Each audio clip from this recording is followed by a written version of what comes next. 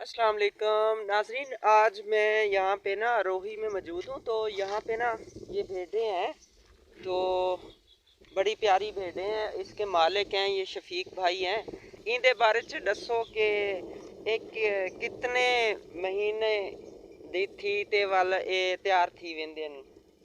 ये है भेड़ें जनाब, बड़ी प्यारी भेड़ें। ये छोटा बच्चा है इसका भेड़ का, ये 2 महीने का है। तो अभी जो है ये बताएंगे शफीक भाई।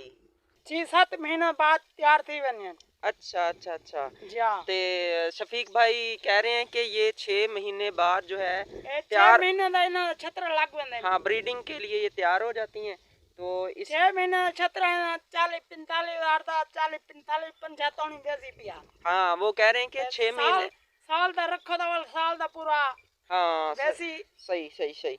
मतलब कि लाख अगर, उत्ते बैठी हाँ सही सही, साल दा रखो था। सालदार खुलाक तो उत्ते वैसे। जी हाँ।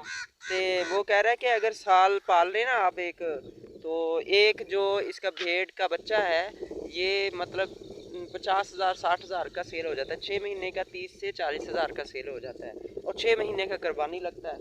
तो 6 अभी महीने हूँ मैं एक 6 महीने छत्र बच्चा मैं छत्री हजार था। अच्छा जब 6 महीना तक आई 5 महीना सारा आई। अच्छा।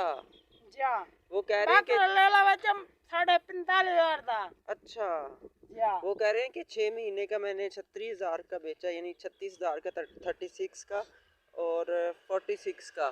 तो इसका मतलब है इसमें बड़ा फ़ायदा है, प्रॉफिट है भेड़े रखने में। और इसका दूध कैसा होता है शफीक? दूध की चाय बन जाती है?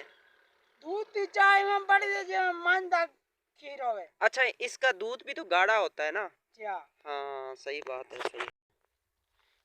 हाँ, ये शफीक कह रहे हैं कि इसका जो दूध होता है ना बड़ा गाढ़ा होता है, और इसकी चाय भी बन जाती है, बड़ी अच्छी चाय बनती है। तो ये एक छोटी सी व्लॉग था, पसंद आई तो शेयर कीजिएगा आगे भी।